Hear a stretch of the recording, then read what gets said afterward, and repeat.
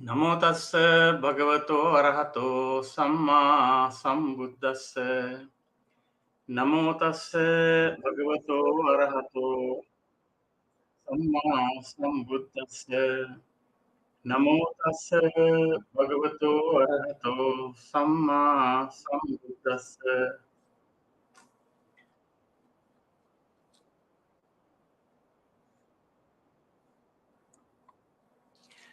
Honor to him, the Blessed One, the Worthy One, the fully enlightened one. My utmost respect to the perfectly enlightened Samma Sambuddha, the noble doctrine of the Buddha, and the noble Mahasangha, the disciples of the Buddha. Hello, Dhamma friends. Welcome to the week number 47 of our special Dhamma Talk series with Dhamma USA. As you know, under this weekly Dhamma Talk series, we cover some important and very interesting topics on Theravada Buddhism to help benefit our community around the world. I certainly believe that this effort by Dhamma USA is going to open up a broader horizon for Dhamma learners and practitioners in our communities. Today, we are so delighted to have Venerable Sayalay Piyadassī from Lithuania. She is a capable young Buddhist practitioner who has been amply trained with both Dhamma knowledge and in practice. Sayalay Piyadassī is a Lithuanian nun practicing Dhamma since 2007. She was introduced to Dhamma through Goenka's Vipassana courses and immersed herself in Dhamma deeply in Myanmar, where she was ordained as a nun in 2013. There she meditated shoe warming and power meditation centers and completed the Masters in Pali and Buddhist Studies at the Shan State Buddhist University in Myanmar. Since last year's autumn, she is sharing Dhamma in the center. She founded in Klepedia, Holocaust centers, and at retreats that her followers organize for her in Lithuania and Latvia.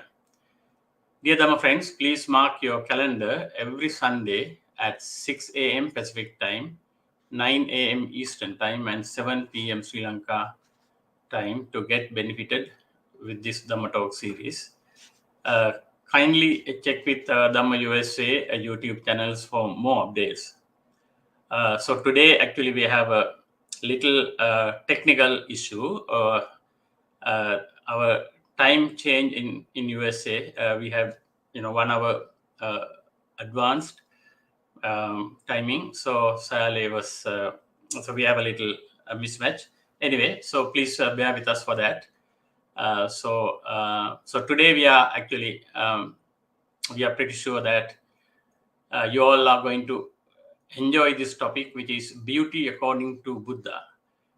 Kindly post your questions in the comments section of our YouTube channel so that we can answer them at the end of the talk. So without taking much time, let me invite Venerable Sayalay Piyadassī to start her Dhamma sharing on the topic beauty according to the Buddha. Please pay your attention seriously so that to achieve maximum benefit from today's Dhamma starting. Sadhu, sadhu, sadhu. Welcome, Sayalay Piyadassī. Thank you, Mr. Ananda. Thank you. Thank you for your kind invitation. And good morning, good afternoon, good evening to everyone. Happy to talk in English about Dhamma. Lately, I've been talking only in Lithuanian on this topic. And today, I would like to reflect and to inquire, what did Buddha say about beauty? Why? We have had many talks, monks, nuns, lay people talking about happiness, searching for happiness. People are searching for happiness, what Buddha calls happiness, many talks. But happiness is not the only thing people search for. We, human beings, we feel attracted to beauty. We also seek beauty. We are on a quest for beauty many times. So I asked myself, what actually is beauty and why? And if we look in Western traditions, they have many, many theories what we find beautiful and why. But from the Buddha's point of view, beauty, what is beauty? Beauty is just a concept. There is no such intrinsic nature that we can call beauty. Something that is beautiful for one person is not necessarily beautiful for another. And if we look in even in the past, if we see pictures from 16th century, and we see the people there, the women, how they're big and how they're dressed and everything, that was beautiful at that time. Very beautiful, really desirable. Now, if we dress like this, or if we eat like this and we acquire all these shapes, oh, maybe not so beautiful, we think. So beauty is not really something intrinsic, something that necessarily is. It's just a concept. It's just a concept based on what? On a perception. On the perception. We perceive some sensual object. And because of our upbringing, because of cultural conditioning of society, we like it or we don't like it. And we like it, pleasant feeling arises. Pleasant feeling arises, we feel attracted. We want more. So pleasure is, I would say, necessarily present when we look at something beautiful. We are attracted to what is pleasant. If we perceive something and we have a neutral feeling, there is no motivation for us to keep looking at it. It's just neutral for us. If we have a negative feeling, aversion, unpleasant feeling, we don't want to look, we want to turn away, we want to look for something that is pleasant. So beautiful thing arouses pleasure in us and attracts us. So it's a concept. It's not a real thing. But it doesn't mean that Buddha didn't consider things as beautiful or ugly. He did, and he speaks like this. It's in the same way as we say man, woman, husband, wife. Buddha said, well, ultimately they don't exist. But he still spoke about, children and mothers, how they should relate, all this, no? So in the same way, Buddha did speak about beauty as well. And he said that beauty is one of the things that people are looking for. People want to be long-lived. People want to be beautiful. People want to have happiness. People want to have fame. People want to go to heaven after death. That's what Buddha said. No, that's one of the things that we desire. We want to be beautiful. And Buddha is beautiful. Buddha was beautiful. He's described as supreme complexion. He has a supreme complexion. He's very, very beautiful. And there was one monk, especially sensitive for aesthetic beauty, by the name Vangisa. He was very good in composing verses, and we read how he praises the beauty of the Buddha. Buddha was very beautiful. He knew that. And Buddha himself, he praises Sariputta for being beautiful. He says Sariputta is beautiful in two respects. He has beautiful body, beautiful complexion. But Buddha doesn't deny that body can be beautiful, look beautiful, no? Beautiful complexion. And he was liberated. He achieved the final goal. In that way, he also was beautiful. So we may be familiar with a practice, Buddhist practice, when we contemplate the body as being devoid of beauty. When we develop so-called asubha bhavana, when we look under the skin and we see that actually not so beautiful. But that perception, it has its aim, its goal, why we practice like this. So that perception is just a perception also. And beauty is also just a perception. We perceive it just a concept. No? So we can look in different ways. So beauty is there. If we look for beauty, we can see beauty. No? So, but what is it that makes us beautiful? Say, if we look, we usually speak of beauty as beauty of physical form or sound, but anyway, it's connected with our sensual, our senses. Now, I don't know, we rarely speak of beautiful smell or beautiful taste. No, usually it's something that we see or we hear. And so that's matter. And then if we want to be beautiful, what shall we do? How shall we proceed? If that is a desirable, wished thing for us, how shall we proceed? Maybe go, okay, so there are options. So my center, for example, is in the center of the city.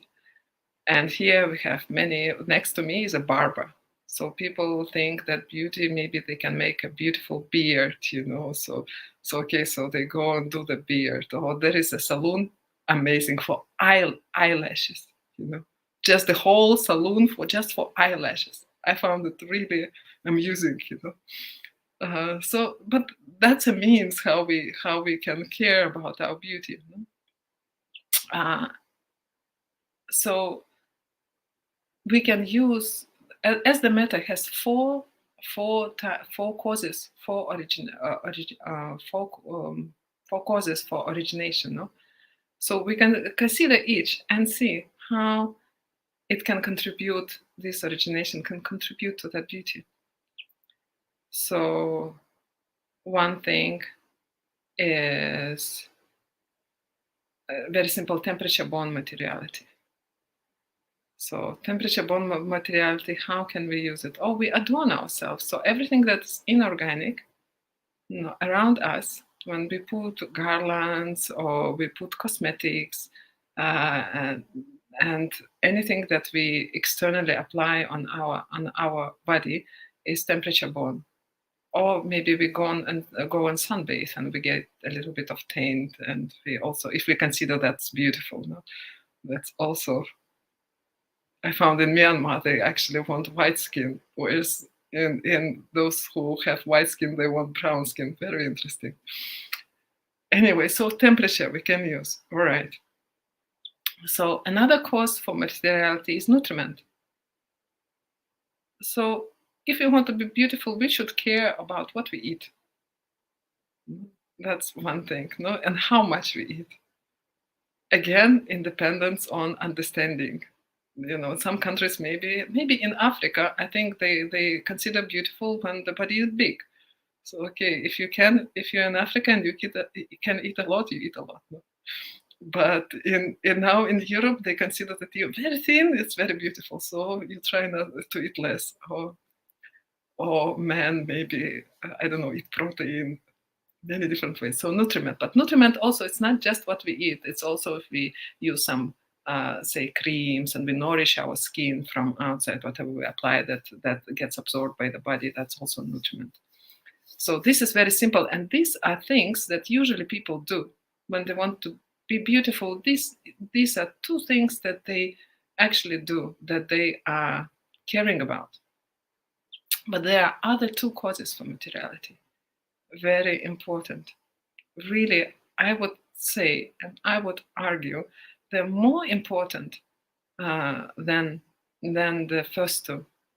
And one of them is mind. Another is karma. So maybe starting from the karma,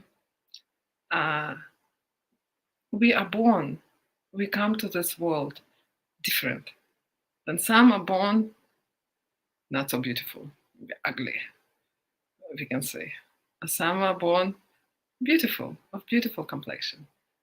And Buddha did answer a question he was posed a question.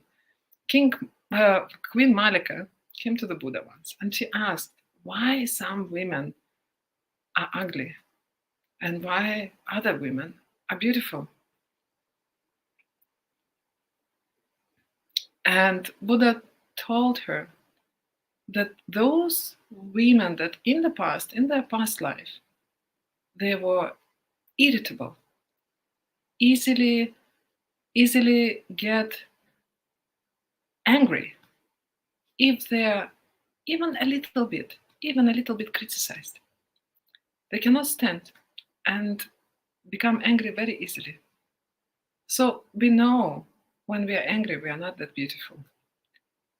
Also, Buddha say you can wear all white and have everything clean, but if you get angry, you're ugly immediately. So that gives a result in the next life. It gives a result of ugly appearance. Also, in another sutta, a young Brahmin asked the same question, and Buddha answered in the same way. When Queen Malika heard Buddha saying that, she said, I must have been very angry in past life, for I am ugly. I am of ugly appearance. She was the chief queen. Huh? There was an ugly chief queen. So, absence of anger, that will cause beauty in the future life. So if we train, if we take care to change our habit, if we know that we are prone to anger, if we take care to change it, if we take care of our mind, it will bring us happiness in the future life, happiness of beauty, achievement of beauty, which will make our life easier. For a beautiful person, it's easier to get a good job, for example. Many things become easy in life. It doesn't, of course, come without its drawbacks, but being born beautiful is an achievement, and it's achievement that we bring from a past life. So one cause, what we should take care is work on our anger and try to reduce it if we want to be beautiful in the future. And another cause, Buddha talks quite a lot about dana, about generosity, connected to somebody being beautiful, being generous. So when you're offering food, one of the things that you're offering when you're offering food, you're offering beauty. And so the donor of food, having offered beauty, that's what he begets, if that deed ripens at death and gives a result in next life. But not just food. Whatever dana we make, Buddha says, whatever dana we make, if we make it with faith,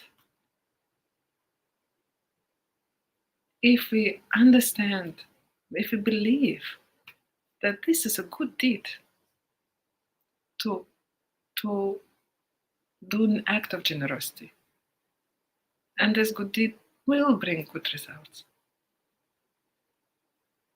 this becomes a condition for not just getting wealth in the future, not just being rich in your future life, but also beautiful. Why? Because one who has faith, saddha or pasada, is serene, very clear, very beautiful. Offering with faith, it's very beautiful. This beautiful act that gives beautiful result, beauty, beautiful appearance. And also, generosity in general is also a cause for beauty. There is one sutta in Anguttara Nikaya, Sumana Sutta. And Buddha is being posed a question, he's been asked, so suppose there are two disciples of yours. They're equal in faith, they're equal in virtue, in moral behavior, they're equal in wisdom. But one is generous and another is not. Will there be difference between those two when they are reborn in their next life, if that gives result? And Buddha says, yes, there will be a difference. And he says that if they are reborn as human beings, then the generous one will be more beautiful. Even if they are born as devas, the generous one will be more beautiful. So generosity, the act of generosity, is something that gives beauty, provides beauty in the future. But as we will see, not only. What is generosity? Generosity is absence of greed. Aloha is manifestation of aloha, generosity. So if you want to be beautiful in your future lives, do dana, do a lot, offer food, do dana with faith. And dana, probably all dana, first of all, is a cause for being prosperous in the future life, as a karmic cause. But also beauty. So, do dana, and try to diminish your anger, resentment, irritability. So that's the third kind of metta, born from karma. This is for future. So we cannot change the karma that produced this body. Already, if we are born pretty, good. If we are born not so pretty, what to do? No? And the fourth cause. I think this is, for me personally, this is the most important. The mind. Mind-born matter. So nearly every consciousness is a causes together with it some a metta arising. Mind-born metta. And so depending on what kind of consciousness it is, that kind of metta arises. These two things are very interrelated. And beautiful mind, if the mind is beautiful, it causes beautiful metta arising in our body. And so we look beautiful. And really doesn't matter. It really doesn't matter whether we have hair or we don't have hair. It really becomes not so important whether your clothes are very expensive or they're secondhand. Really, the mind matters most. Even if we take care, of our clothes and all the creams and everything, of all the temperature-borne materiality, of all the nutriment-borne materiality, but we don't have beautiful mind. If our mind is ugly,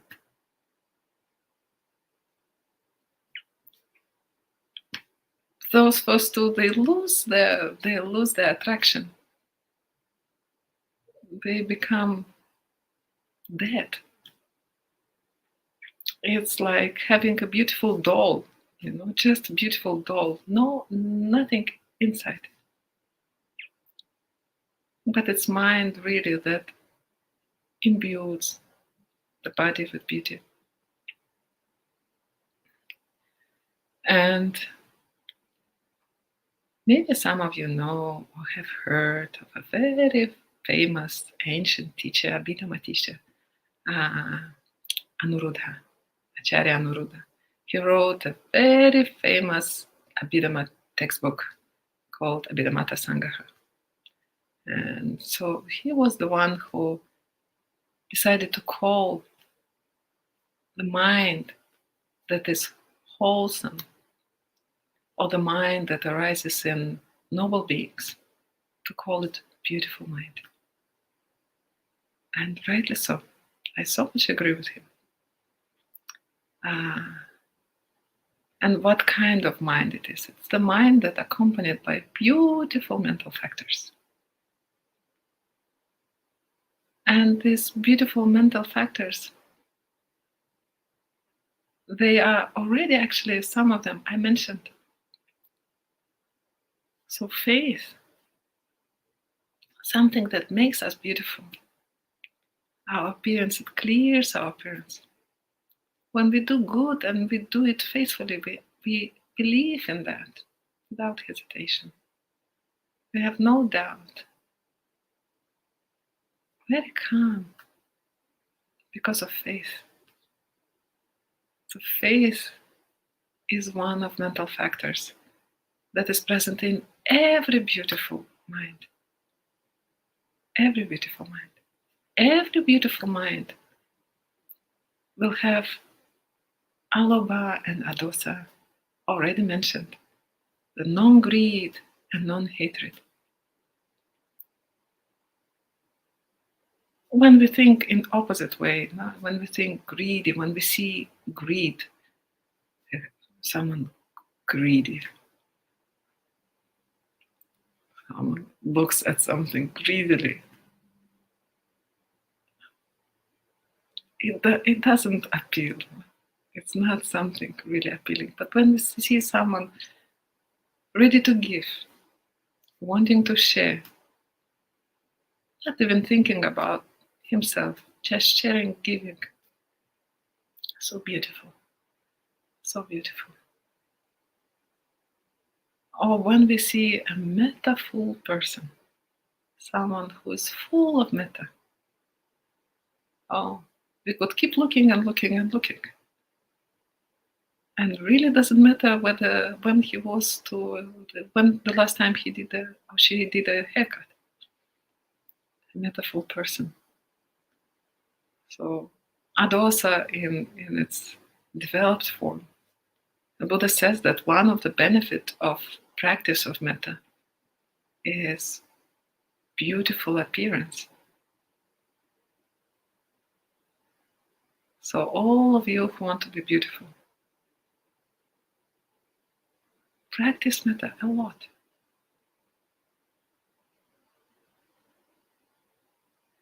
You will get beauty, and not only. So, but even if it's not so developed, even if it's not metta, if it's just the absence, if there is no dosa, if there is no rejection, our heart is open. We're accepting. We're not trying to turn away. We're not trying to push away. We're just open to what is. To anything we encounter. Maybe something unpleasant. We remain calm. We are not shutting down. We are not covering ourselves with spikes to protect ourselves. We keep open, beautiful mind, open heart. Beautiful, beautiful. And then another mental factor, mindfulness, non-forgetfulness. Remembering to do good, not forgetting ourselves. Have you seen a mindful person? I bet you have.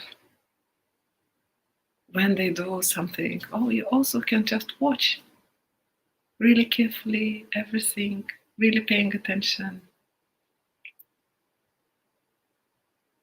It's very beautiful. The mind is beautiful and makes the body beautiful. The movement beautiful.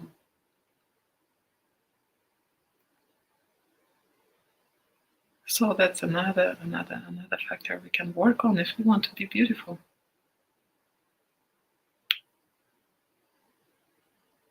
There are other factors like tranquility, when we are tranquil.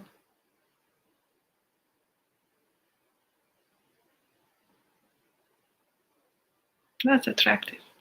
People, tranquil people, they attract us.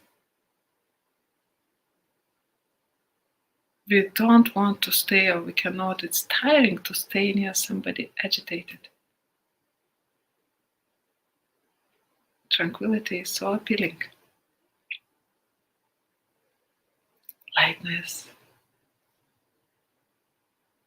Lightness of mind. Also very beautiful. It's rectitude. When we're straight in our thinking, in our behavior, no crookedness there. These qualities, usually, we can develop especially in meditation.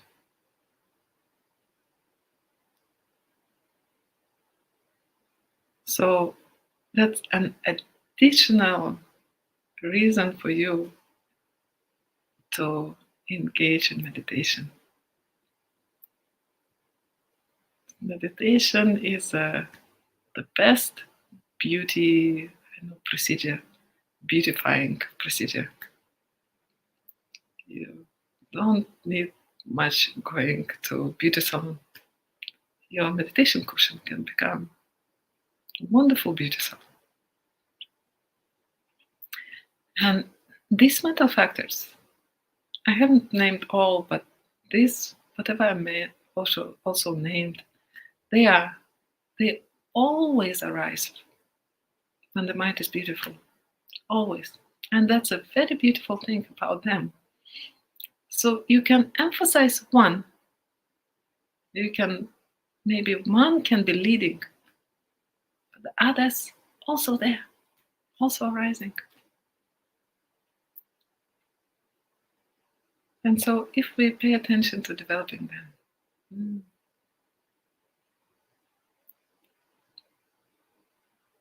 there are other mental factors that are not always arising in beautiful mind, but sometimes can. And one of them is compassion. Compassion is like metta. We can look at metaphor person. We want to be with the metaphor person. It's beautiful. It's pleasant. Same when we meet compassionate person.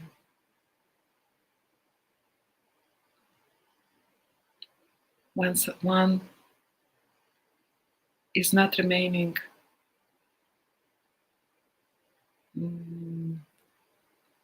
indifferent towards suffering, when somebody actually takes an action, trying to help, to stretch a hand of help, it's beautiful. And then we have mudita, we have sympathetic joy. And that's not this, happy, like at a party. That's a joy for someone's success.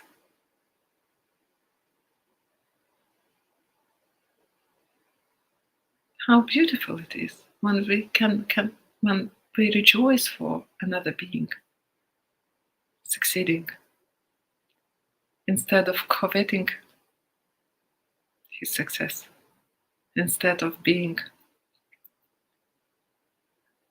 instead of being jealous. Jealous is very ugly, huh? And mudita is opposite. Mudita is opposite. How do we even feel when say, we succeed in something and we see somebody is jealous of that? How do we feel? And then how do we feel if we succeed and somebody is rejoicing in our success? Oh, much more beautiful. So much appreciation also on our part. So in general, Brahma Viharas, and the fourth one, the Upekkha, the equanimity, they're all part of this beautiful mind. So if we develop not just metta, all Brahma Viharas, will be shining in any situation. Shining, beautiful. And the last beautiful mental factor is wisdom.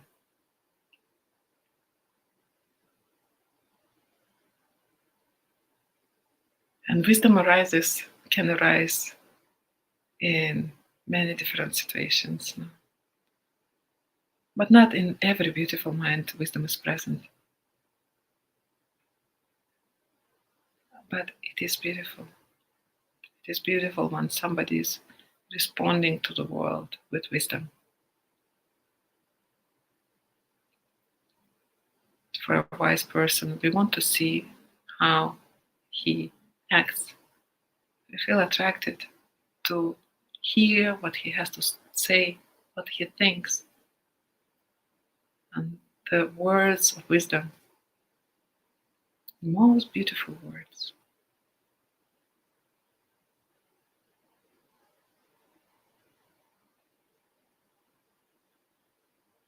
So ultimately, if you want to be beautiful,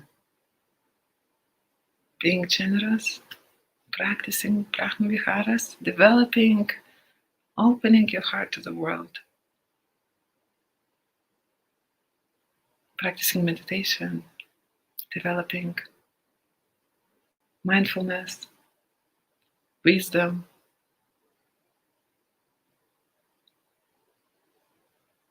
taking care of the mind.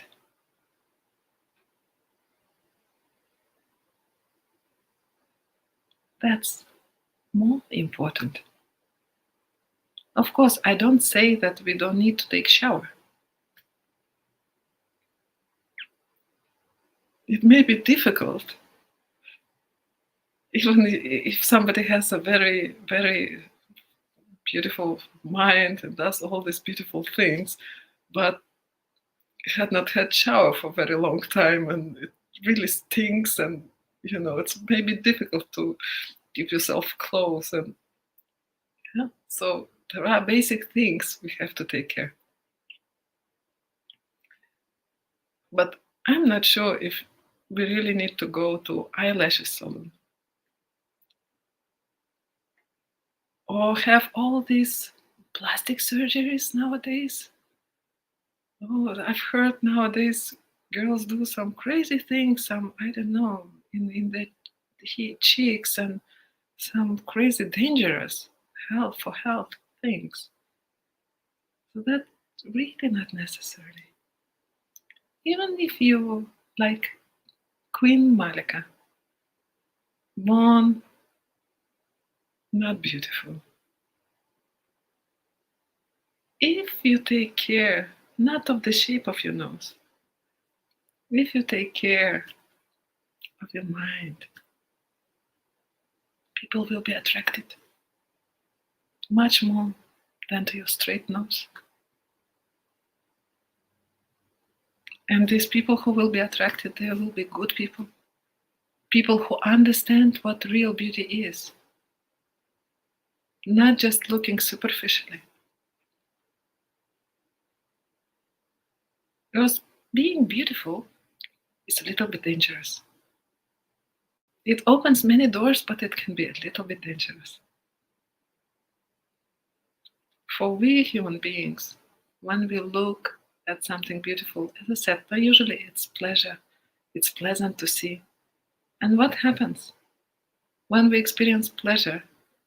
Buddha says that under the pleasant feeling, actually raga nusya, the underlying tendency to lust is there when there is pleasant feeling.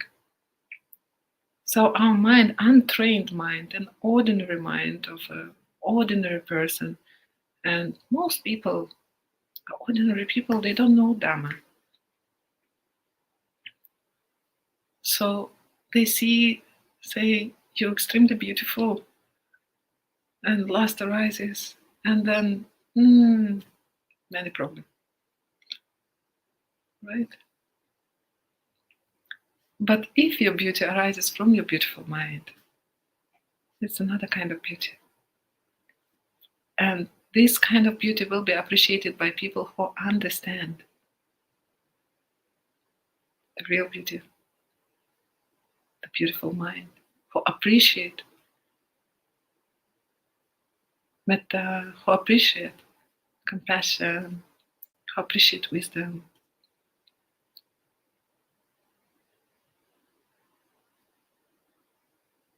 So that is where we should look for beauty. That is how we should approach this question.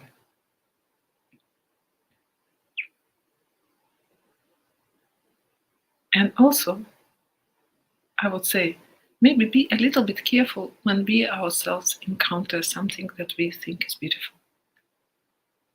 Sometimes we may not even notice how defilements arise. And it may be very innocent, and yet it's still a defilement. I don't know if it ever has happened to you. Maybe, but maybe for some of you, maybe you're traveling alone. You're somewhere and you find yourself in a very beautiful place. Or maybe you are just seeing on TV, I don't know, something very beautiful you encounter, but you're alone. And joy arises, so pleasant. And joy and pleasure. And then, oh, I would so much like to share this with such and such. Oh, how good if such and such was here and I could share. Maybe some of you have this experience. But that's already a defilement. Not being contented, not being satisfied, wanting. You would think, no, wanting to share, no, I want to go to. But ultimately, there's no this beautiful thing. Ultimately, it's just perishing matter. And there is really nothing to share, ultimately. But this perception of beauty causes some defilement arising. So we should be a little bit careful. We should check our mind. What kind of attention are we paying when we encounter some beautiful object? What kind of mind is arising? Is it beautiful mind? Or is there some defilement that makes it a little bit ugly? So I think that's about what I had to say about beauty.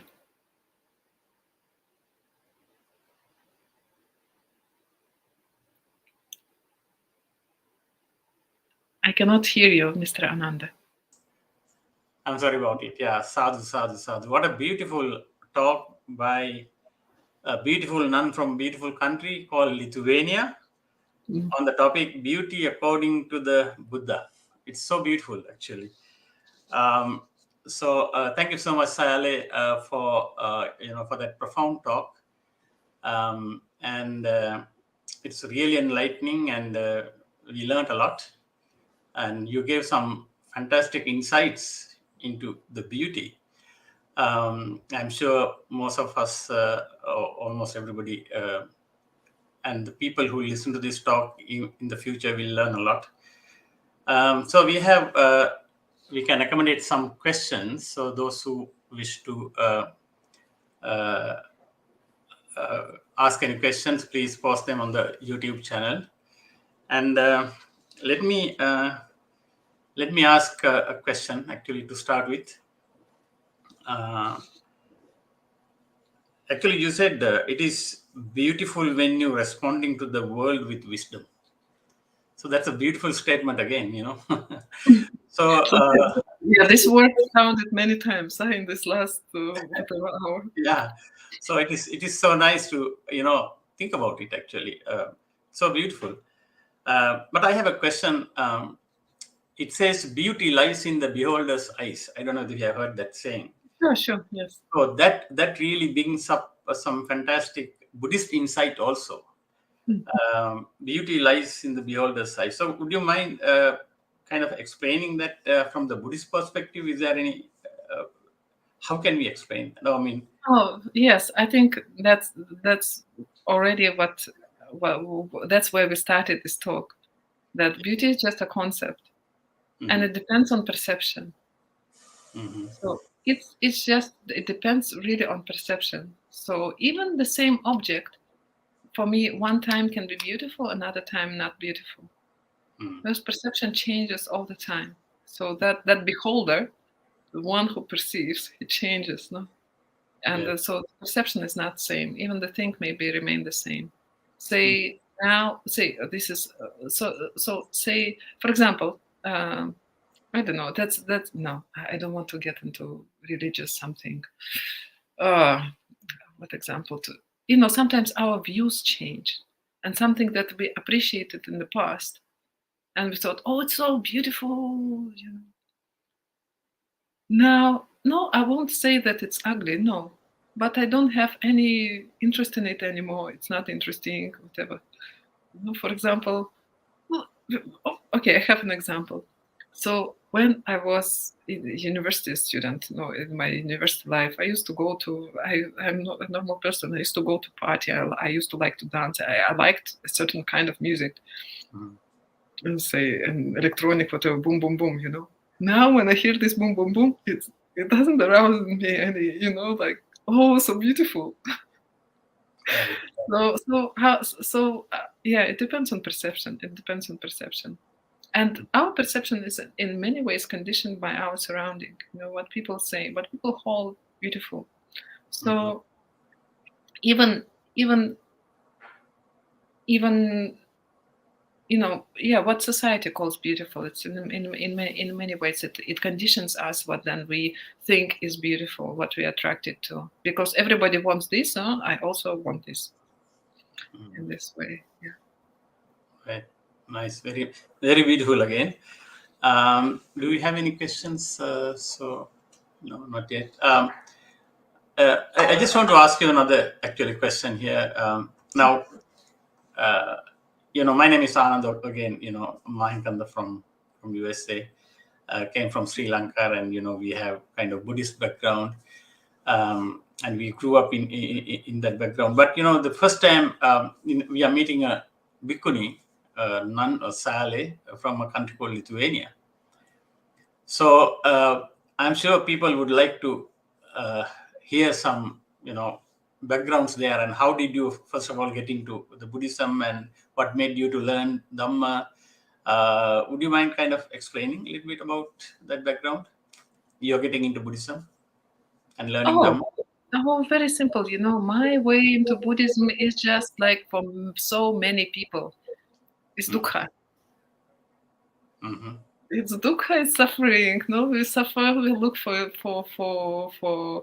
solution. So it just so happened that I just saw that, and I thought maybe this is a solution, whatever, Vipassana, Goenka's 10-day course. So I just went for a course.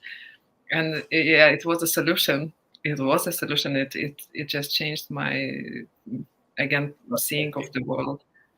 And then, well, but Link is quite narrow. No, if to call it Buddhism, it's quite narrow. But I stayed there for quite some time, and that organization, they have to offer Pali courses, and so I went to India to study Pali, and that was where I started to get to know more what actually Buddha taught, and etc. And that trip to India actually what encouraged me to go to Myanmar later, and here you go, now I'm a Sayalay. Yeah, so suffering. Okay, good. Thank you. So we have a question here. In Buddhism, we talk about impermanence, anicca,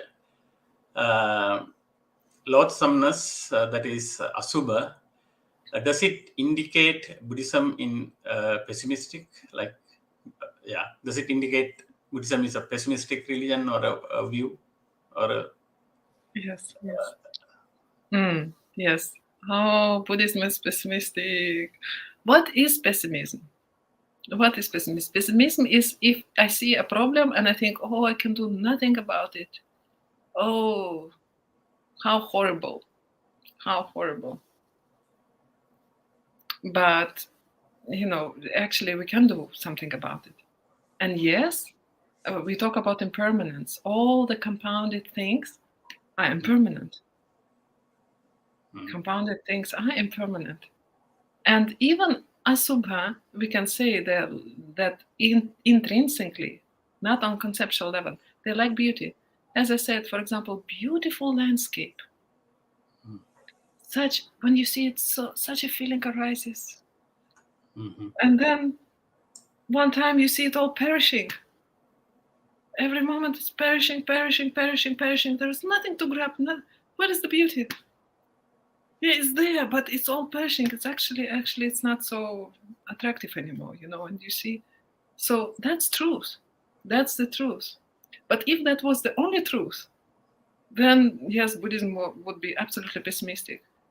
But Buddha teaches another truth as well. Buddha teaches that there is something that is not changing.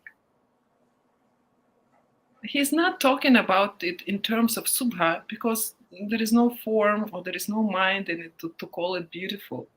No, but it's not arising and it's not passing away. It's absolute stillness, tranquility of all formations. Nothing arises, nothing passes away. So there is a permanent nibbana, the end of all anicca. So since Buddha teaches that both, and not just that he says that there is and believe in me and I don't know, he actually explains us the way. Because if you do this, you practice this, you develop the Eightfold Noble Path, or you fulfill the bhojangas, the enlightenment factors.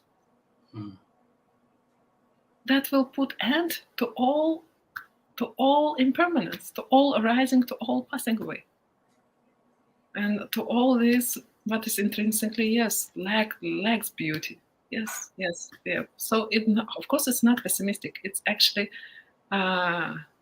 even how to call. I don't want to call it optimistic. Yeah, well, but it's very realistic. It's just realistic.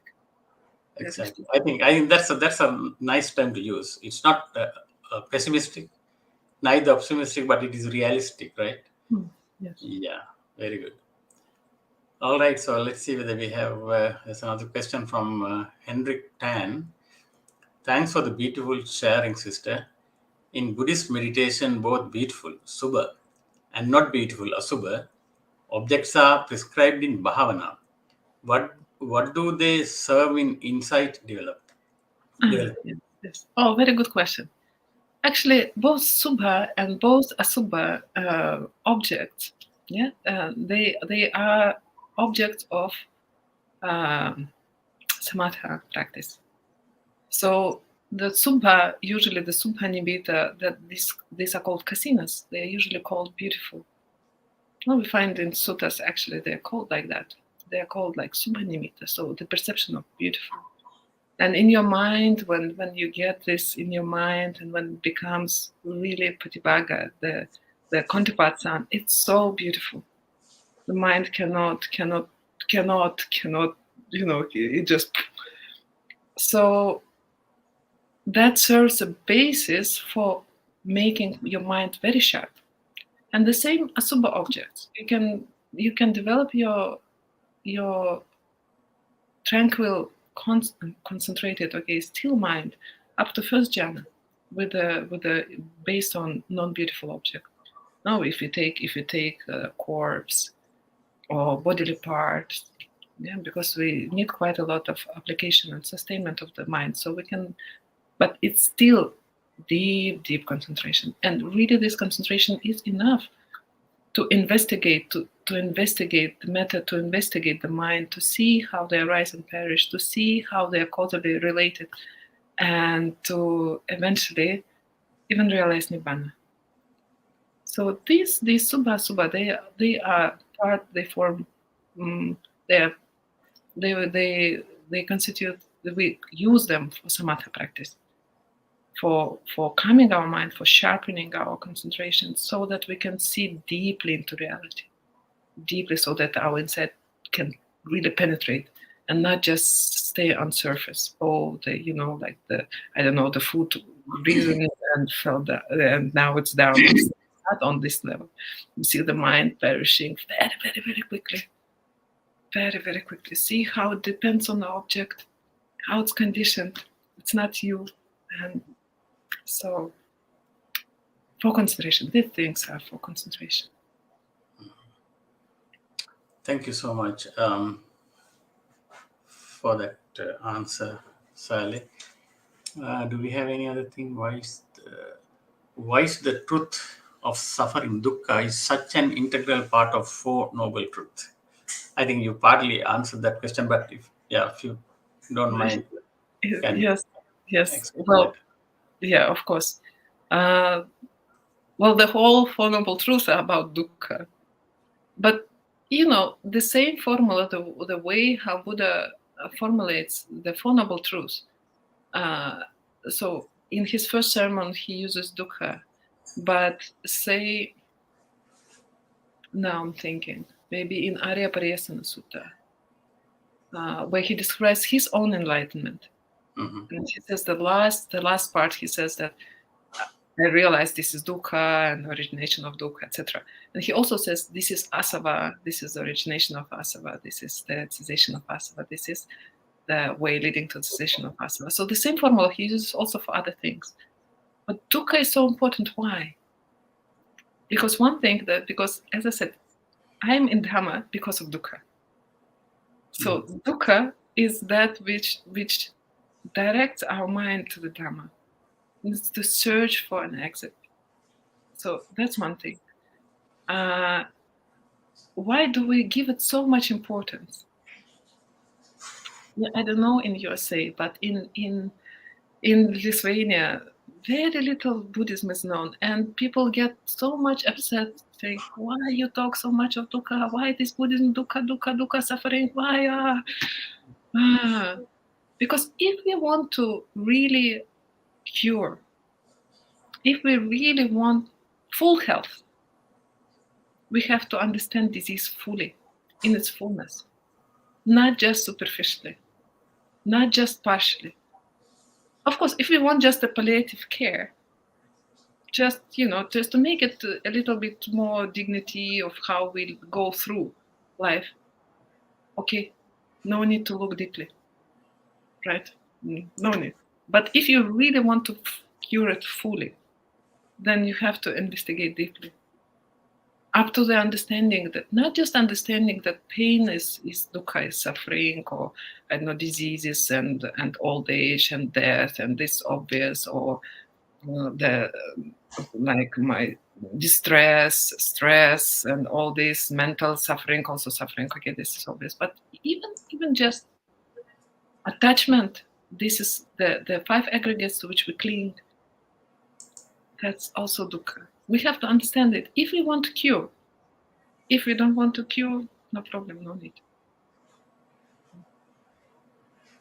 All right, thank you. And also, I feel that, if you don't know dukkha, you don't know how to come out of it also, right? So, I think the suffering, if you don't know, and most of the people suffer without knowing they're suffering. So I think understanding suffering or dukkha or unsatisfactoriness is important, I thought. So is that right, Sayalay? Of course. Yeah. Okay. If you don't know, then you don't know how to come out of it. Thank you so much. And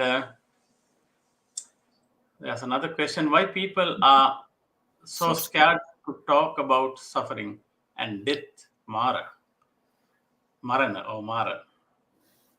Because it's unpleasant. It's unpleasant. And they don't know about that really, because we don't know. No? People don't know. And we usually, what we don't know, we're afraid of. No? Mm-hmm. So that's the main reason. And people have all different kinds of ideas regarding the death. No? So they think whatever, nowadays, I'm already in the West now, already maybe 1.5 years, or maybe soon it will be 2 years actually. So I learned many things how people think here. I find it very interesting. So they think that if you think about something a lot, then you attract it. Oh. They have this idea of like manifestation when they think, I'm like, they think about cars, I don't know, like Volvo, hoppa, they get Volvo, I don't know. So they think like this, okay? So they think, if I think about death, then, no, I better not think about death because I will attract death. Oh, I see. So this is one fear that people have here. But I say, don't you think that, let's take another way. So what are you afraid of? Aren't you attracting that? Haven't you noticed that if you're afraid of something, you're attracting really that? Your defilement, that defilement, that fear is, of course, attracting. Not actually your loba, your greed. That doesn't attract anything. But the fear. Why? Because the fear makes us blind. Mm-hmm. Makes us blind, and we make mistakes. That's why. So if we think about death, we may befriend it, become friends with death, and then there is no fear. So, but it's good to talk with people about that. And are they scared? Some scared, others are not scared. I don't know. I think maybe you have this death cafe nowadays. I don't know if you have in America, or it's only a European thing, where people just come together to talk about death, actually. So things change. Mm-hmm. Yeah, I have heard that the fear is the one the one word that you have to be fearful about, not others. So yeah, so understanding about fear and the dukkha, I think it gives immense wisdom as to how we should manage them, how we can manage them. And yes, all right, so I think it looks like we do not have other questions, and we are coming to an end to this fantastic Dhamma talk. So let me see here, any other thing. Okay, Sayalay, with that, I think we conclude today's Dhamma sharing, and we look forward to meeting you with more Inside Dhamma sharings in the coming weeks. Let's keep our palms together and close to our hearts and pay respect to Sayalay Piyadassī with 3 sadhus, sadhu, sadhu, sadhu. May you always be well, happy, and healthy. Let's also keep our palms together and close to our hearts and pray that that by the power of all the dana, sila, bhavana, and all activities that we perform during our lifetime and also during the whole course of samsara, become one united power, and may it shared with all the celestial beings. May all the wonderful celestial beings include respectful Brahmas and Devas, and all sentient beings receive this merit and share this merit and be well, happy, and healthy wherever they are. May all your departed ones, including the late acharyas, upadhyas, preceptors, parents, and all other ancestors, all the departed ones also receive this merit, be well, happy, and healthy, safe wherever they are. May all of us be able to live life peacefully, comfortably, and with good health. May all of us and all sentient beings be able to attain the supreme bliss of Nibbana, the absolute peace and happiness at the end of our samsara. Thinking thus, please keep your palms together, close to our heart, and say 3 times sadhu, sadhu, sadhu. Sabbitiyo vivajjantu, sabbarogo vinasatu, mate bhavatvantarayo, sukhi digahayuko bhava. Sadhu, sadhu, sadhu. See you again in the next coming weeks with the same time, 6 o'clock, 6 a.m. in California time. And Thiruvan Sarnai to all. Sayalay, thank you so much again. And it was a wonderful talk, and wish you all the very best. And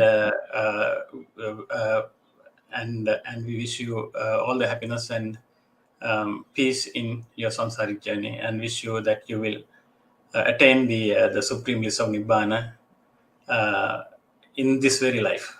Thank you. Sadhu. Thiruvan Sarnai. Sadhu, sadhu, sadhu.